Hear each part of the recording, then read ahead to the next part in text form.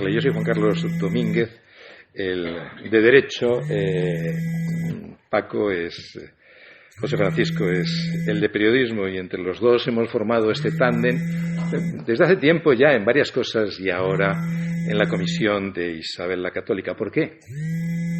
No lo sé. Yo creo que porque hemos sentido también una llamada del deber, una llamada de la conciencia, y aquí estamos con nuestra mejor voluntad. Nos íbamos a repartir el tiempo 20 minutos al comienzo, yo, que voy a hablar de la dimensión humana de la Reina Católica. Después José Francisco iba a hablar del proceso de beatificación, canonización, cómo se ha tramitado, cómo se ha seguido, cuál es su situación actual. Y en medio queríamos proyectar 10 minutos del Testamento de Isabel la Católica, que es un documento capital de la historia de España, además de muy emotivo. Y hay una grabación en la plataforma Vimeo que hicieron unas chicas, no recuerdo en este momento su nombre, están en los títulos de crédito, que es francamente rigurosa y francamente bonito. Rigurosa porque son 10 minutos, pero están muy bien seleccionados los puntos que declara Isabel la Católica en esa pieza imponente en todos los órdenes. Bien, voy a hablar entonces durante 25 minutos, luego hablas tú durante 25 minutos, y cuando pasen otras cosas los 25 minutos me llaman la atención o me das un golpecito, porque uno se prepara aquí y tal, pero luego al final la emoción le lleva por otros caminos. Suelo empezar estas conferencias, y lo hago siempre con mis alumnos, estas charlas, haciendo una proposición. Isabel la Católica es la mujer más importante de la historia de la humanidad en lo temporal. En otras dimensiones pues tendríamos que hablar de Nuestra Señora, ¿verdad? Pero en lo temporal, ¿es la mujer más importante de la historia de la humanidad? Yo creo que se puede defender. Esa proposición se puede defender. No se trata de imponer el dogma, es la más importante, sino pudo serlo.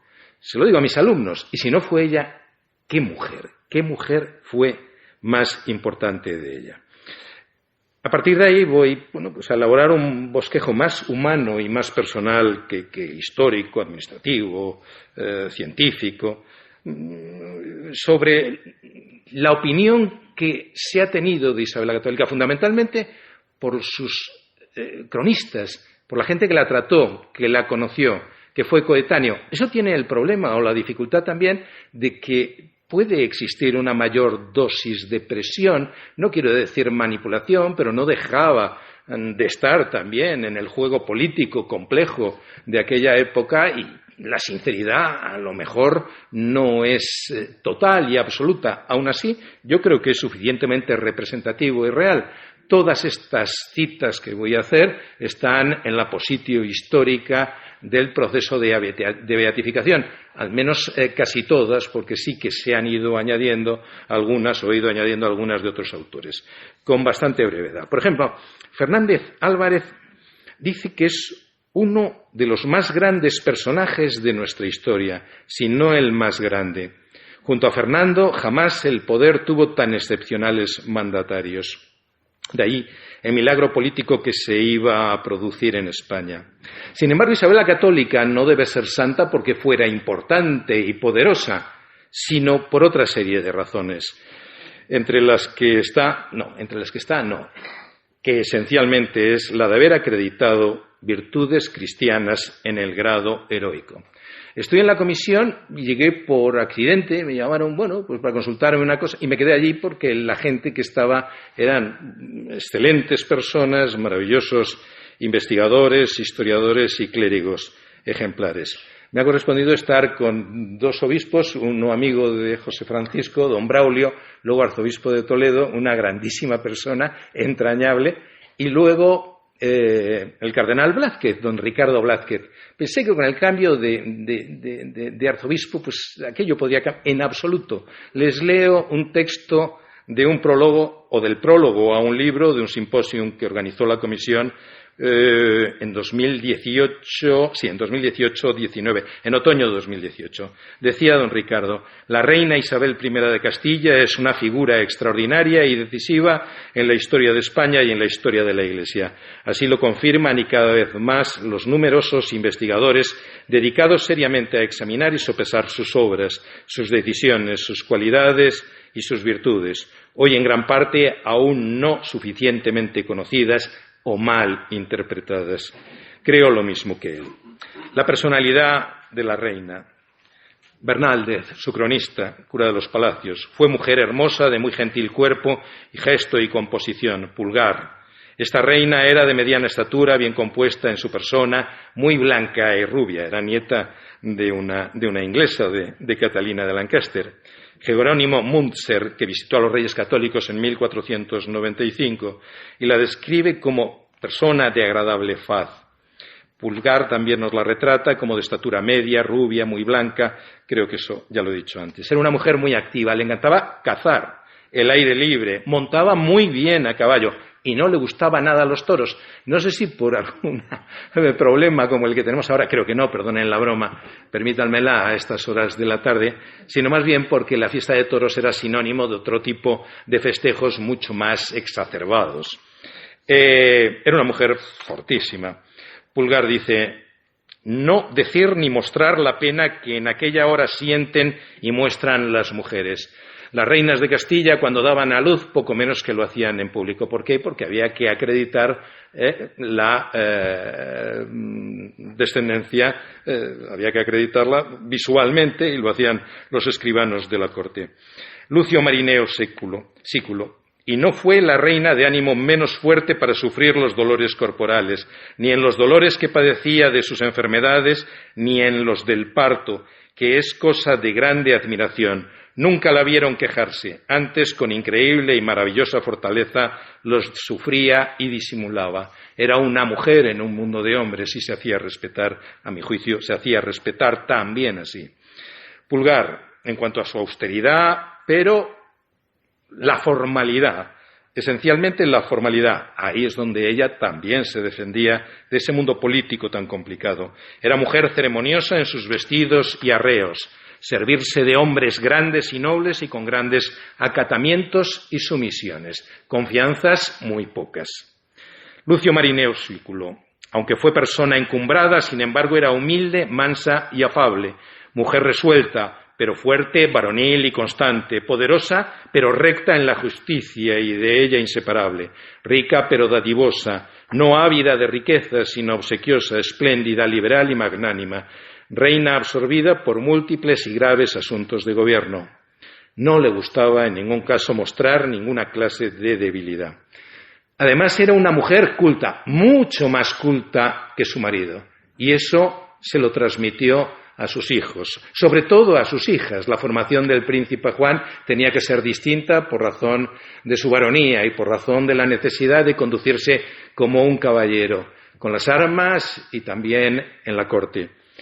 Pero a sus hijas las educó como ella también había sido y sabido educarse. Sabía hablar perfectamente el castellano, portugués, también era medio portuguesa, y sobre todo el latín. Es muy curioso como ella llama a Beatriz Galindo para aprender latín, y llegó a hablar latín y se entendía en latín con los embajadores. Sus hijas exactamente igual. Una mujer trabajadora, fundamentalmente trabajadora, en las cosas sobre todo del gobierno y de la justicia, que siempre son mucho más provechosas cuando, como es el caso de la reina, supo rodearse de infinidad de consejeros, todos ellos hábiles, competentes y honrados, con independencia de su condición social, y entre los que no faltaron los judíos y los conversos. La acusación de racismo contra Isabel la Católica es total y absolutamente injusta. Tengo aquí una relación de estos conversos, de algunos de estos conversos, personajes importantísimos en la corte de los reyes y en las actividades que realizaron. Tengo una frase que no recuerdo dónde la tomé, error básico, error infantil de historiador, que dice lo siguiente, es mejor el príncipe inepto que consulta que el sabio que no lo hace. Isabel no era inepta, Fernando muchísimo menos, pero desde luego supieron rodearse de personas sumamente eficaces. Se le acusa de justiciera, y es verdad que era muy inclinada a la justicia, pero a la justicia sin crueldad, dice Gómez Manrique. Corolario de virtudes tengo anotado aquí.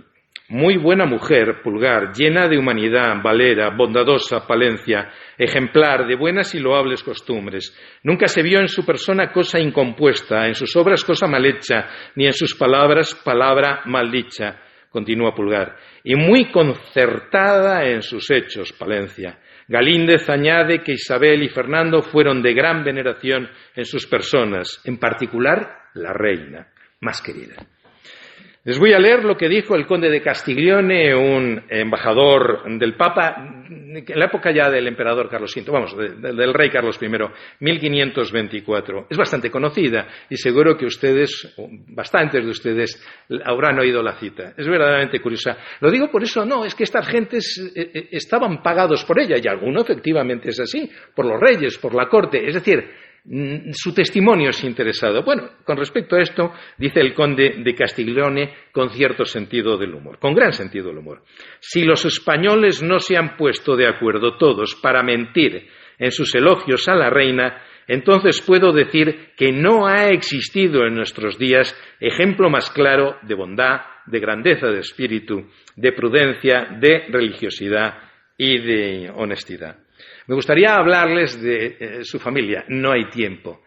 Solo les diré que su vida familiar fue trágica. ¿Por qué? Por el amor que tenía a sus hijos y porque muchos o bastantes se malograron. Su hijo, el príncipe Juan, a los 18, 19 años, que era el heredero de esa corona castellano-aragonesa. Su hija Juana, su nieto Manuel de Paz, que hubiera heredado todo el patrimonio de ambos. Catalina, imagínense lo que sufrió esa pobre mujer, que se mantuvo entera frente a las amenazas y algo más que amenazas de su marido, no voy a adjetivarlo, y se mantuvo hasta el final. Los ingleses, algunos empiezan ya a admirarla. Es digna hija de la educación, digna hija de su madre y producto también de su educación. Uno de los que fue a concertar ya, a realizar el matrimonio de Catalina con Arturo, el hermano mayor de Enrique VIII, que muere sin consumar el matrimonio con Catalina, fue Luis Vives. Y Luis Vives tuvo ocasión de tratar con Tomás Moro y además también conoció y tuvo cierta amistad con Erasmo de Rotterdam. Se puede decir que había un cierto triángulo de identidad intelectual y de, modernidad o modernización o inclinación a modernizar la religión católica entre Santo Tomás Moro, Erasmo de Rotterdam y el propio Luis Vives. Ciertos tonos heterodoxos, pero sí hubo cierta amistad. Esa frase de que Tomás Moro es un hombre para todas las horas que utiliza San Juan Pablo II cuando en su breve declara santo patrón de los políticos, con cierto ingenio y yo diría que incluso ironía, ¿verdad? Propia de San Juan Pablo. Pues esa frase de que Tomás es el amigo de todas las horas, la comparten entre los tres. Y viene a decir Luis Vives, solo conozco un caso de educación familiar como el de la reina católica con Catalina de Aragón, a la que trataba, que es el caso de Tomás Moro. Todas las noches reunía a su familia, numerosa familia, tuvo 2 matrimonios, muchos hijos, con los criados, y enseñaban, estudiaban, rezaban juntos. Las mujeres, las hijas de Tomás Moro, recibieron la misma educación que sus hijos. En el caso de Isabel, puede decirse, aunque nada más que tuvo un hijo varón, que la educación de sus hijas fue en lo moral, en lo intelectual, y como mujeres hilaban muy bien, al parecer, les enseñaba a hilar francamente increíble. Y sin embargo, a pesar de esas tragedias humanas, familiares y también políticas, siempre aceptó, resignada a la voluntad de Dios. Jamás se ha recogido una queja propia de cualquier persona, de cualquiera de nosotros. Relación con Fernando. El matrimonio iba a ser de Castilla con Aragón o con Portugal. La unidad de reinos, la unidad peninsular, se iba a decantar con una unión o con la otra. Prosperó la de Isabel con Fernando, pero no es menos cierto que aquello fue una unión política. Los reyes hacían política, sobre todo política internacional, por dos vías: la guerra y los matrimonios de las princesas y de los príncipes. No se conocían.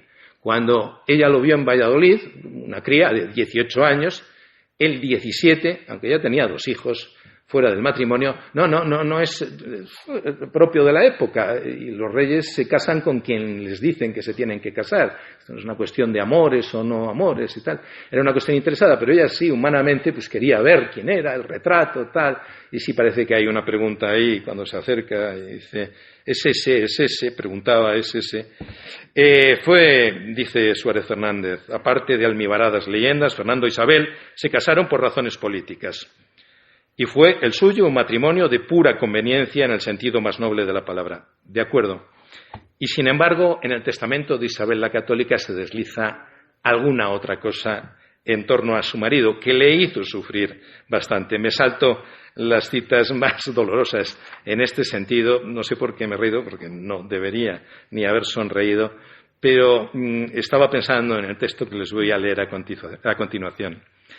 Ella, al morir, deja sus joyas para dotar monjas, a los necesitados, vestidos, etcétera, etcétera. Pero tiene una frase verdaderamente singular y hasta casi emotiva. En su testamento se desprende de todas las joyas y, sin embargo, también dice que Fernando escoja las joyas y otras cosas que quisiere, porque viendo las joyas que eligiera, pueda tener más continua memoria del singular amor que a su señoría siempre tuve. ¿Qué dijo Fernando cuando murió su esposa? Se lo comunica al condestable de Castilla, la muerte de Isabel. Le afectó mucho. Al año siguiente se casó, eso es verdad, con Germana de Fue, pero por otras razones políticas. Hoy día de la fecha de esta ha placido a nuestro Señor llevar para sí a la serenísima reina doña Isabel, mi muy cara y muy amada mujer. Y aunque su muerte es para mí el mayor trabajo que en esta vida me podía venir, y por un parte el dolor de ella, por lo que en perderla perdí yo, y perdieron todos estos reinos, me atraviesa las entrañas, esto es lo importante. Pero por otra, viendo que ella murió tan santa y católicamente como vivió, de que es de esperar que nuestro Señor la tenga en su gloria. Tiene una frase esta mujer, aunque estoy anticipando otra cosa que quería decir, al comienzo del testamento, llamando a la muerte y considerándola una bendición de Dios, que te deja los vellos como el vello como escarpias. Es verdaderamente tremenda. El bien morir. Ese es otro asunto trascendente en la vida de Isabel la Católica. 16 minutos 35 segundos. Obra política de Isabel. Necesitaríamos más que un seminario. Construyeron el Estado moderno. Yo creo que con eso está dicho todo. Y porque supieron organizar ese Estado, convirtieron a Castilla y a España, la monarquía española, en la primera potencia del mundo durante mucho tiempo. No por sus riquezas, por el oro, el valor, los héroes, sino por la organización y por la justicia. De todo ello, de toda la obra, voy a destacar solamente un aspecto que me es más propio por la asignatura que imparto y que me ha llamado bastante a profundizar o a leer o a intentar entender a esta persona o a estos dos personajes. Su idea de dignidad, de la dignidad de los súbditos. ¿Qué es la dignidad? No sé si se interpreta este término, esta palabra, con sentidos diversos y a veces hasta contradictorios. La dignidad de una persona es la que tiene por ser hijo de Dios. Su capacidad para tener derechos, para ejercer derechos. ¿La mujer es un ser digno? Por supuesto que sí. ¿Los indios eran dignos? Por supuesto que sí. Aunque no fueran creyentes, aunque no estuvieran bautizados, porque no se les había predicado la verdad.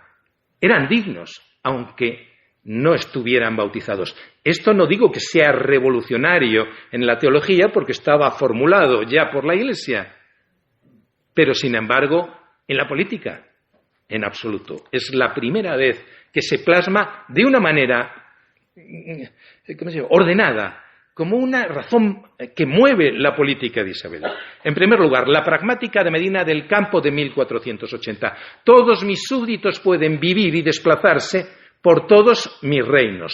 Son libres de ir donde quieran. Principio o derecho fundamental a la libertad de movimiento y de residencia. ¿Dónde existe esto? En ningún sitio. ¿Qué se pretende con eso?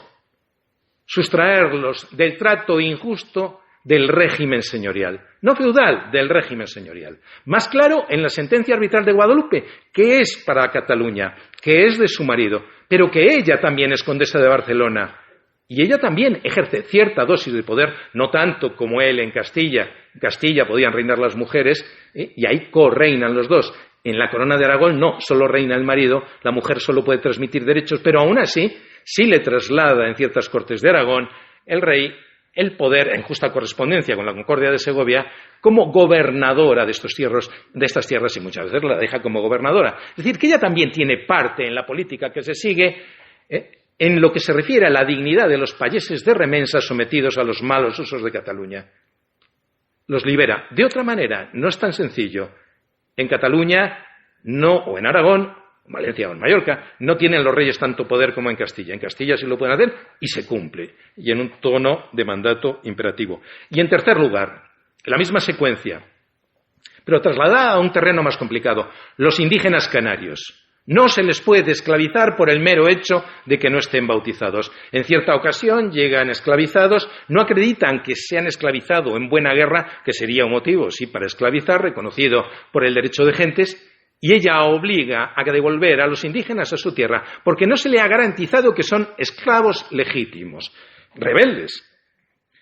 En las Indias proyectan la misma política. Desde el mismo momento, si es cierto que hay altibajos, hay momentos, hay dudas, pero toda su normativa, toda su legislación es clarísima. La dignidad de los indígenas, la dignidad de los indios. Esto es reiterativo. No hay una real cédula, no en las leyes de Indias, no, hay infinidad de ellas. ¿Por qué? Porque es una política.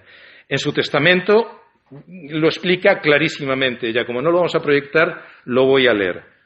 Al menos la estipulación que se refiere a este aspecto. Por cuanto al tiempo que nos fueron concedidas por la Santa Sede Apostólica, las islas y tierra firme del mar océano, así era, por las bulas alejandrinas, estas tierras se les entregaban a los reyes católicos con una obligación y un deber, que es el de convertir a los indígenas, y lo hicieron, no es una ficción. Concedidas por la Santa Sede Apostólica, las islas y tierra firme del mar océano, descubiertas y por descubrir, nuestra principal intención fue, al tiempo que lo suplicamos al Papa Alejandro VI de buena memoria, que nos hizo la dicha concesión de procurar inducir y traer los pueblos de ellas a los convertir a nuestra santa fe católica y enviar las dichas islas y tierra firme del mar océano, prelados y religiosos y clérigos y otras personas doctas y temerosas de Dios para instruir a los vecinos y moradores de ellas en la fe católica y enseñarles la doctrina, buenas costumbres y poner en ello la diligencia de vida, según como más largamente en las letras de la dicha mi concesión se contiene. Por ende, os suplico al rey mi señor, a su marido, ella iba a morir, sabía que su hija Juana no podía ejercer el poder, tampoco era mala cosa sustraer a Felipe el Hermoso del poder, que es el fondo de esta decisión,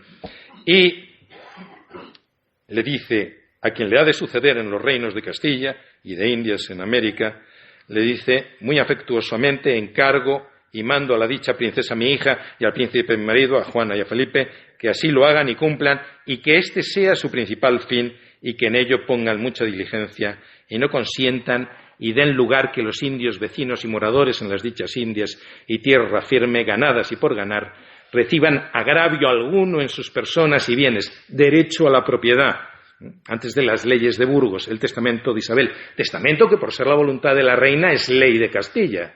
Si la ley, si la palabra del rey es ley, al menos en Castilla, no lo va a dejar de ser la formulada definitiva y solemnemente en los últimos momentos de su vida. Por supuesto que sí, esto es ley, y así se entiende en Castilla. Mas mando que sean bien y justamente tratados, y si alguno agravio ha recibido, lo remedien y provean, por manera que no se exceda en cosa alguna de lo que por las letras apostólicas de la dicha concesión nos es mandado. Es mucho más bonito escucharlo en el vídeo que les quería poner. Fray Bartolomé de las Casas, ¿qué dice sobre esto? El apóstol de los indios, el que tanto critica, en fin, dice, Su Alteza, refiriéndose a Isabel la Católica, no cesaba de encargar que se tratara a los indios con dulzura y se emplearan todos los medios para hacerlos felices. Fray Bartolomé entiende que, muerta la reina, es cuando empezaron los problemas, empezó el desastre, ¿no? Cristóbal Colón, al que no se puede decir que tratara muy bien, en algún no tuvieron algo más que palabras, ¿no? Dice Cristóbal Colón cuando muere la reina, su vida fue siempre católica y santa, y pronta a todas las cosas de su santo servicio, y por esto se debe creer que está en su santa gloria. No podía criticarla, eso es evidente, pero sí podía haberse callado. Su religiosidad no es algo ajena a su vida política. La religión, la fe, ocupa el centro de todas sus decisiones. Lucio Marineo Sículo, religiosísima como un sacerdote, entregado al culto de Dios, de la Virgen y de los santos, rezando las horas canónicas como los sacerdotes. Su confesor Hernando del Pural le decía que no puedes rezar las horas, no puedes ser como si eso lo hacen los clérigos, eso lo hacen los monjes. Usted, señora, tiene que dedicarse también a otras cosas. Muy dedicada como sacerdote a oraciones y devociones particulares como devotísima cristiana que era. Es muy devota de la Virgen, de los santos, de San Juan Bautista. Aquí tengo lo que llamo la otra corte de Isabel la Católica. De todos estos textos que tengo sobre la religiosidad de Isabel la Católica, les voy a leer, tres. Es decir, uno nada más, el último. Es del Beato Palafós y Mendoza. Fue virrey de la Nueva España, virrey de México. Lo escribe casi un siglo y medio después de morir la reina. Pero es francamente bonito. Después de haber estudiado en América, donde había ejercido la justicia, también con los indígenas, y como obispo de Puebla, deja escrito lo siguiente. Hice concepto de que eran tan parecidos estos dos naturales entendimientos y espíritus de la señora Reina Católica y de Santa Teresa, que me pareció que si la santa hubiera sido reina, fuera otra católica doña Isabel, y si esta esclarecida princesa hubiera sido religiosa, que bien lo fue en sus virtudes, fuera otra Santa Teresa. Voy a concluir con lo que dijeron de ella sus confesores. Fray Armando de Talavera, al que nombró confesor suyo porque la obligó a ponerse de rodillas para confesarse. Eso fue lo que él quería ya olvidarse, quería ser monje tal, y la obligó, señora, para confesarla, confiéseme, póngase de rodillas. Lo nombró. Se negó a dirigir espiritualmente a Isabel, no tengo aquí el texto, pero sí el de Cisneros. Lo que dice Cisneros cuando muere la reina. Es de la crónica de Cisneros de Álvaro Gómez de Castro. Dice Álvaro Gómez de Castro que se le saltaron las lágrimas y con una profunda emoción insólita en él dijo que a Cisneros se le saltaran las lágrimas es llamativo, aunque se lo haya escrito un cronista. Es muy llamativo. Un hombre duro que dormía sobre una tabla, que quería dejar de ser el cargo más importante de España y con más rentas, no propias, evidentemente, sino del arzobispado, que era el de Toledo, el más rico de España. Dijo Jiménez de Cisneros, confesor, desaparece una reina que no ha de tener semejante en la tierra por su grandeza de alma, pureza de corazón, piedad cristiana, justicia a todos por igual, espíritu conservador de las leyes antiguas y ordenador de nuevas, por la creación de un rico patrimonio y economía fuerte, que es lo más importante para el reino y para el pueblo. De este modo, extendiéndose en la consideración de las virtudes de la reina con los servidores de su séquito, desahogaba su espíritu angustiado por la dolorosa noticia. En realidad es lo que decía la crónica. Y termino ya, porque me he extralimitado hasta los 28 minutos y José Francisco seguro que tiene cosas más importantes que decirles. No quiero seguir. El último testimonio.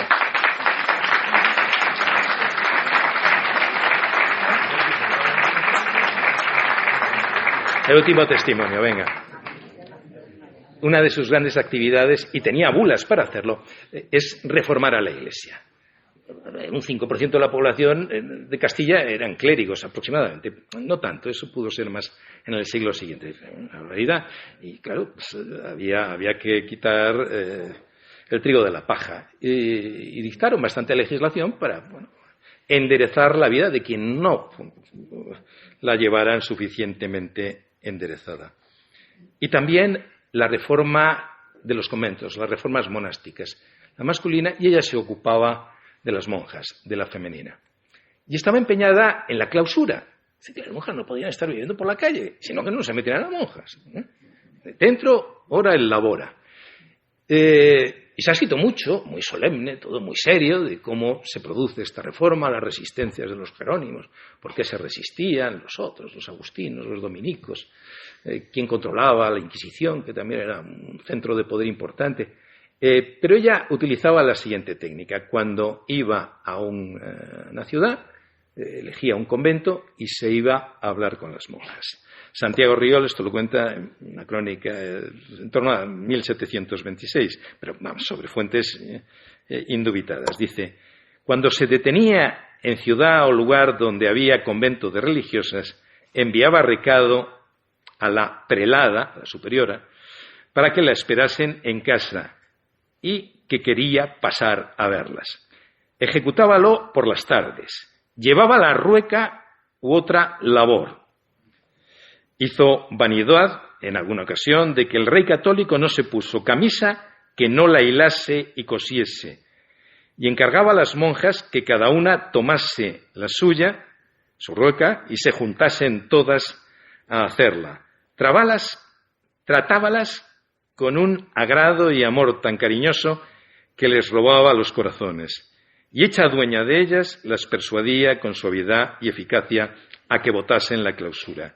Y es cosa admirable que raro fue el convento donde entró esta célebre heroína, donde no lograse en el propio día el efecto de su santo deseo.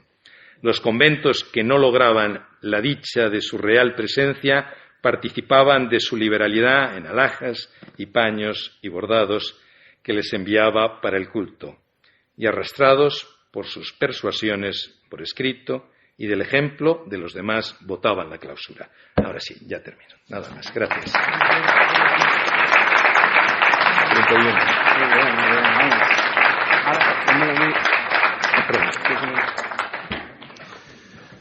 Muy buenas tardes. A mí me toca la parte quizá más, voy a decir, más difícil, ¿no? Explicar cuál es la situación actual de la causa de beatificación o de canonización de Isabel la Católica. Y explicar una cosa significa entender cuáles son los impedimentos que están operando, que han operado respecto a la causa. Y en el fondo yo lo que quisiera es compartir con todos ustedes la respuesta a tres preguntas. ¿Por qué es oportuna y por qué en este momento incluso es prioritaria la causa de beatificación de Isabel la Católica? ¿Y qué papel podemos jugar cada uno de nosotros en el proceso de la causa de beatificación de Isabel la Católica? Estas son las dos preguntas que yo quisiera que, de una forma o de otra, quedaran respondidas. Quizá a la primera pregunta, o la respuesta a la primera pregunta, la voy a hacer en una especie de repaso de los hitos del proceso de beatificación. Y a la segunda la intentaré responder con algunas consideraciones. Antes de entrar a ofrecerles datos del proceso, cuando estaba hablando el profesor Domínguez Nafría, me estaba recordando de Benedicto XVI, quizá porque en la presentación se nos ha hablado de Benedicto XVI y antes hemos hablado en una conversación privada de Benedicto XVI, ¿no? Cuando Benedicto XVI viene a España en su último viaje, visita la Jornada Mundial de la Juventud, visita el Escorial.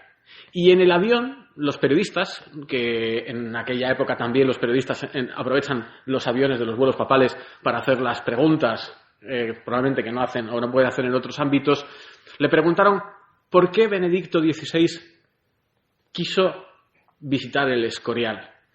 Es cierto esto lo cuenta el cardenal Rouco. Gracias a Dios todavía se lo podemos preguntar y, bueno, si se lo preguntamos, puede darnos una conferencia o un ciclo de conferencias hablando de Benedicto XVI y de la Jornada Mundial de la Juventud. Joseph Ratzinger, Benedicto XVI, responde a los periodistas.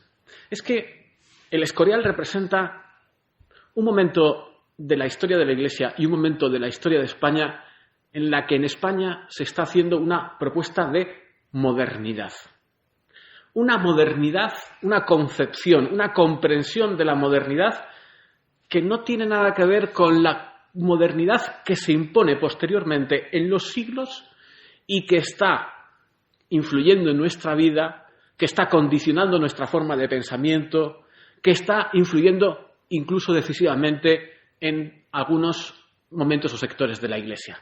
Es decir, esa modernidad que se vive, que se propone en España, que protagoniza España en aquella época, es la modernidad de los santos, de la constelación de los santos, y también es la modernidad que inauguran los Reyes Católicos, cuyo ejemplo principal es Isabel la Católica. Bien, nosotros a lo largo de la historia nos hemos perdido esa modernidad, o nos hemos olvidado con frecuencia de esa modernidad. Incluso se han levantado leyendas contra esa modernidad. Hoy estamos en un momento en el que hay una ideología que está operando, que es la de la cancelación, que es la del pensamiento woke, que lo mismo derriba estatuas, quiere hacer una especie de juicio anacrónico sobre la historia. Nosotros a esta ideología, a este movimiento woke, a esta ideología de la cancelación, ¿qué es lo que le vamos a presentar? El ejemplo de Isabel la Católica y lo que significa el ejemplo de Isabel la Católica. Evidentemente, a la reina Isabel no se la beatifica o canoniza por martirio. El proceso de la reina Isabel es un proceso de virtudes, es decir, su objetivo es el reconocimiento de que vivió estas virtudes en grado heroico por su fe en Cristo. Es decir, uno de los efectos de esa modernidad que se impuso, que no es la modernidad que se proponía por parte de España, por parte de los santos, es la disociación entre la fe y la vida. Es decir, la separación entre la fe y la vida. Que la fe va por un lado y la vida por otro. Incluso la consideración de que la fe no afecta a todos los ámbitos de la vida. El testimonio de santidad de Isabel la Católica nos está recordando de forma eximia, incluso para aquellos que tienen una especial vocación a la vida pública y dentro de la vida pública a la vida política, la coherencia, es decir, la coherencia entre la fe y la vida. ¿Por qué este testimonio, por qué la causa de beatificación está radicada en la diócesis de Valladolid? Bueno, el actor del proceso es una persona jurídica, según el derecho canónico, la diócesis de Valladolid, por ser una localidad de esa diócesis, Medina del Campo, donde falleció la reina el 26 de noviembre de 1504. Por lo tanto, la causa de beatificación comenzó y se desarrolla en la diócesis de Valladolid. Pero uno de los hitos de la comisión de la causa de beatificación de Isabel la Católica es hacer entender a la Iglesia en España y por lo tanto al resto de las diócesis hermanas que esta causa se tiene que canónicamente iniciar y llevar adelante en Valladolid, pero es una causa común de todas las diócesis, de todas las iglesias particulares de España. Y veremos algunos de los datos respecto al intento de los arzobispos de Valladolid en la Conferencia Episcopal Española de que todos los obispos españoles asuman como propio el proceso y la causa de beatificación de Isabel la Católica. Bueno, en 1957, trasladémonos a esa fecha, ¿no? Ahí se produce la consulta inicial sobre la introducción de la causa. Movido por un sentimiento popular intensificado a raíz de los ecos, de las peticiones y de los documentos del 5º centenario del nacimiento de la reina, el entonces arzobispo de Valladolid, Monseñor José García Goldaraz, consultó reservadamente durante una visita ad limina al cardenal prefecto de la Congregación de Ritos que había sido nuncio en España, el cardenal Gaetano Cicognani, sobre la viabilidad de esta causa, y de Cicognani recibió una respuesta afirmativa. Pero lo que le dice el cardenal Cicognani en ese momento, estamos hablando de 1957, es: adelante, tienen que clarificar, tienen que esclarecer previamente a que se inicie el proceso los hechos históricos. O sea, tiene que quedar clara la historia. Esto es lo que le dice el cardenal Cicognani. El 23 de abril de 1958 se nombra el primer postulador diocesano en un acto sencillo en el Tribunal Eclesiástico del Arzobispado de Valladolid.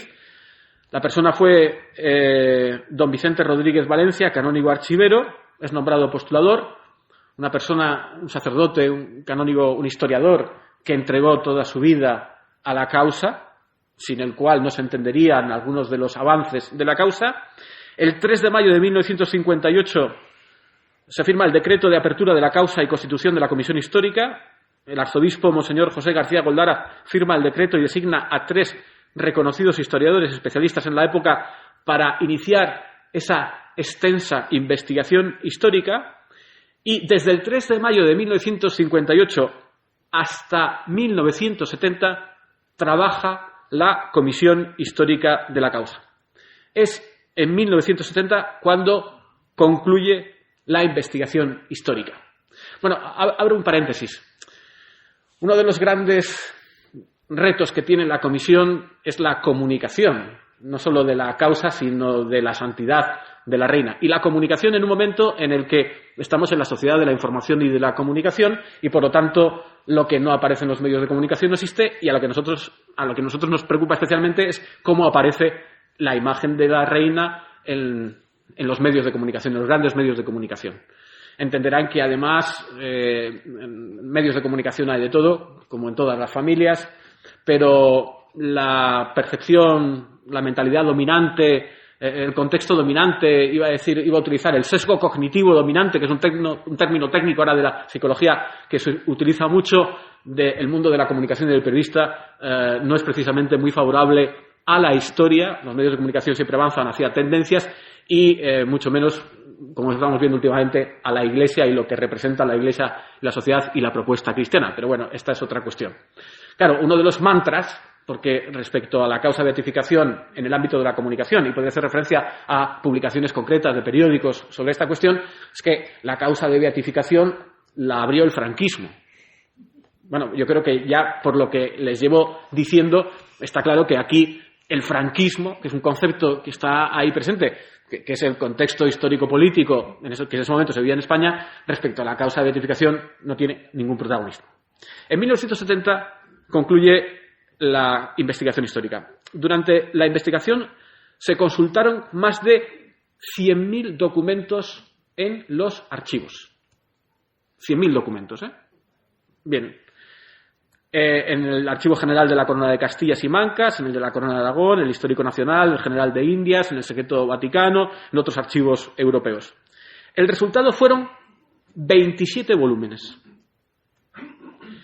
4 de los escritos de la reina, 20 sobre la vida y virtudes, 3 sobre la fama de santidad, más un índice general y la relación histórica de la comisión al tribunal, después de 12 años de intensa labor investigadora, que resultó ciertamente satisfactoria en relación con las cuestiones complicadas que había planteado el cardenal Cicognani originariamente.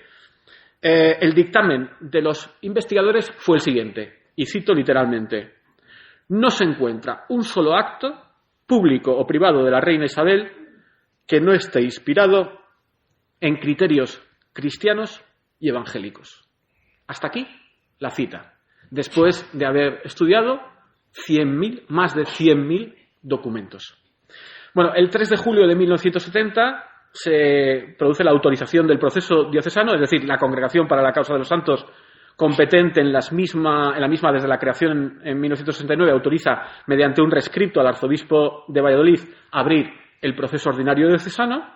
El 26 de noviembre de 1971 se constituye el Tribunal Diocesano. Con la constitución del Tribunal Diocesano se abre formalmente el proceso diocesano. En 21 de enero de 1972 Se presenta la investigación histórica, la comisión histórica presenta los 27 volúmenes de investigación junto al índice y la relación ante el tribunal diocesano, es decir, la investigación previa se hace presente, es decir, toma posición incluso dentro del tribunal diocesano, y en 1972, el 15 de noviembre, se produce la conclusión del proceso diocesano. Es decir, el proceso se cierra tras haber celebrado 80 sesiones del tribunal.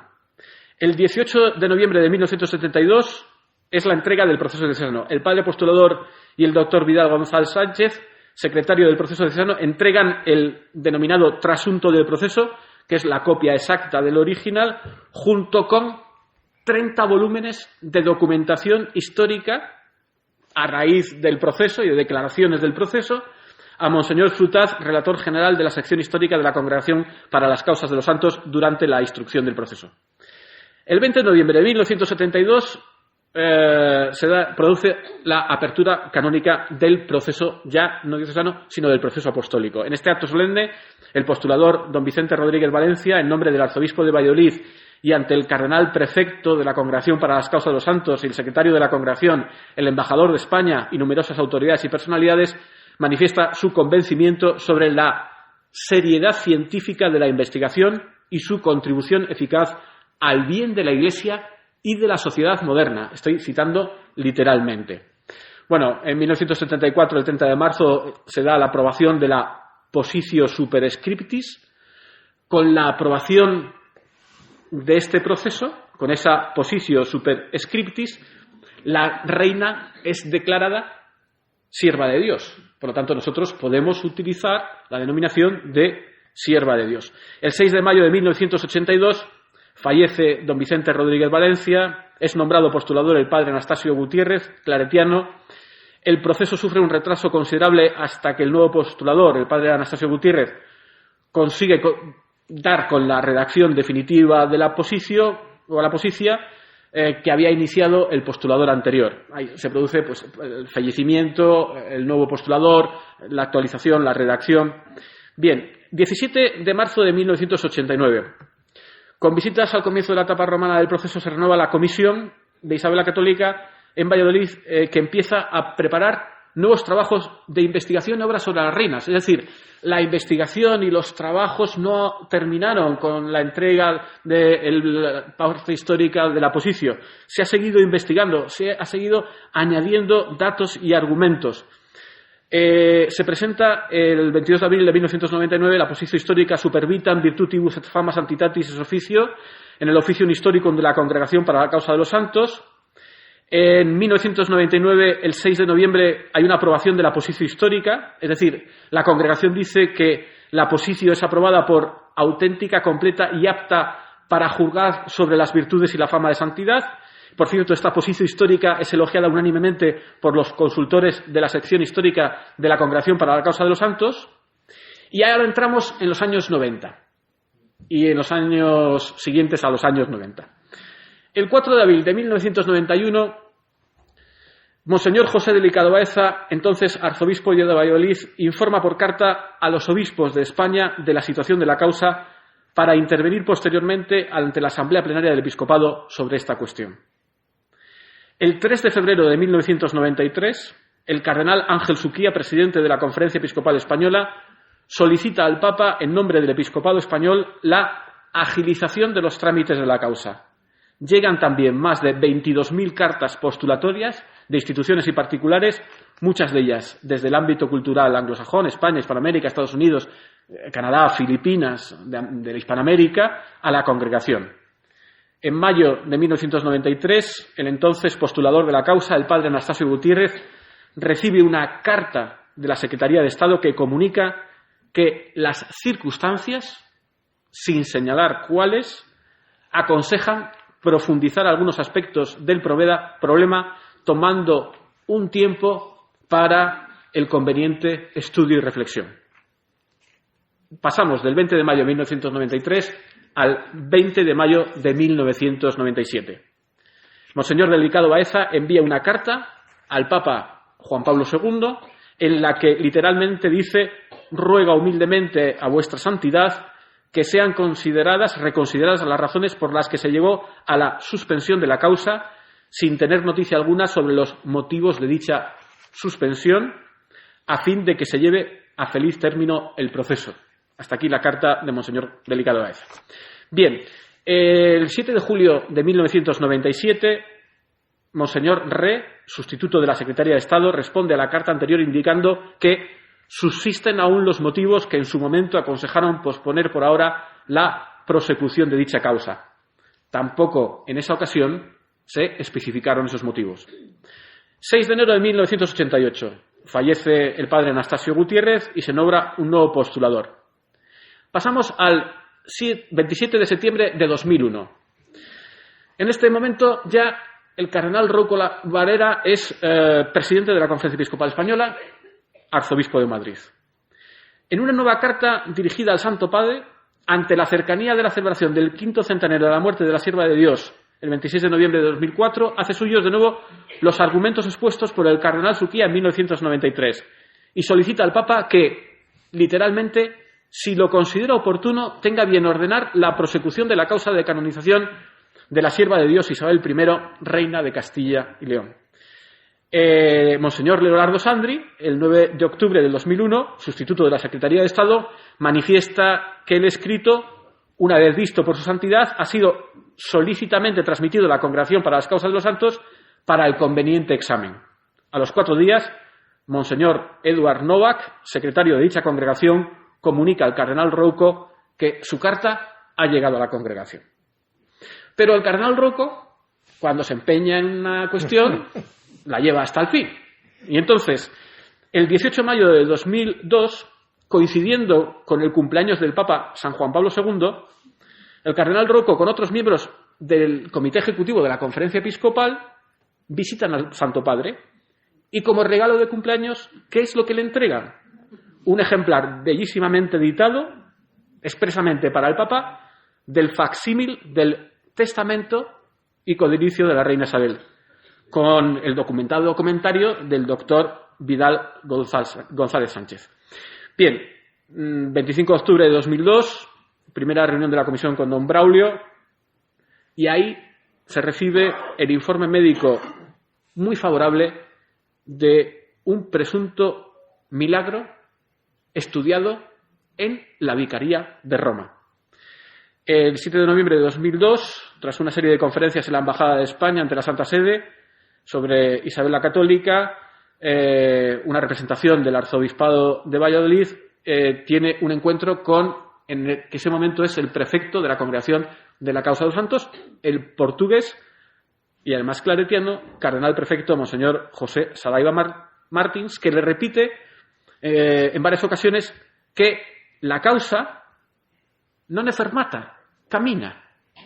O sea, el cardenal Saraiva Martins dice, la causa non è fermata, camina. Y se lo repite durante la conversación en varias ocasiones, ¿no? Bueno, ahí en ese ciclo de conferencias intervinieron destacadas personalidades, ¿no? Bueno, después de las celebraciones del 5º centenario de la muerte de Isabel, la causa queda a la espera, en este momento, del dictamen sobre su mérito por parte de la Comisión Teológica y del decreto de heroicidad de virtudes de la Sierva de Dios. Este es el momento en el que está la causa, a la espera de la Comisión Teológica y del decreto de heroicidad de virtudes de la Sierva de Dios. Se han producido cambios respecto al postulador romano de la causa, se han producido cambios en el Arzobispado de Valladolid, por lo tanto, respecto a la persona del Arzobispo de Valladolid, se han producido cambios en la Conferencia Episcopal Española, en la presidencia de la Conferencia Episcopal Española. Por cierto, hay que decir que el cardenal Ricardo Blázquez, cuando era arzobispo de Valladolid, en abril de 2010, vuelve a decir que sería oportuno para la causa que el episcopado español acudiera a la Santa Sede unánimemente en su apoyo. Desde el 4 de julio de 2013 hay un nuevo postulador de la causa, que es el padre Javier Carnerero Peñalver, de la Orden de la Santísima Trinidad, que está llevando adelante la causa. Por lo tanto, en este momento, al estudio del milagro por parte de la Vicaría de Roma, se han producido otros hechos extraordinarios. Hay personas que están declarando y se está estudiando un milagro añadido en una diócesis de Estados Unidos. Ha llegado don Luis Argüello a la Archidiócesis de Valladolid como arzobispo, y lo primero que ha hecho es renovar la comisión de la causa de canonización de Isabel la Católica, incorporar nuevos miembros e insistir en que esta causa es una causa que está viva, que no está cerrada y que depende de qué. Fundamentalmente, y esta es la última consideración para ya responder a la segunda pregunta. Depende en este momento, porque yo creo que todos tenemos una convicción subjetiva de que Dios quiere que Isabel la Católica sea santa. ¿Depende de qué?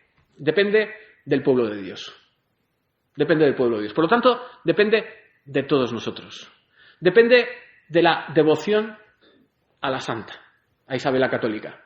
Depende de la capacidad que tengamos de explicar, de argumentar, de razonar y de vivir las virtudes que nos enseña Isabel la Católica. Y depende también de nuestra capacidad de comunicar este proceso. Por lo tanto, una de las decisiones que ha tomado el nuevo arzobispo de Valladolid, Luis Argüello, es que se inicie un proceso de comunicación pública, de persuasión pública, de la pertinencia y de la oportunidad del proceso de canonización de Isabel la Católica. Por lo tanto, la invitación a todos ustedes por parte de la causa de canonización es que Isabel la Católica será santa en la medida en que nosotros contribuyamos cada uno con nuestra oración, con la difusión de la causa a este proceso. Miren, y con esto termino. Yo estoy sorprendido porque yo siempre he acompañado al profesor Domínguez Nafría en todas sus aventuras de Quijote en la historia. Sancho Panza, ¿no? O sea, bien, cada uno hace su función en la vida, ¿no?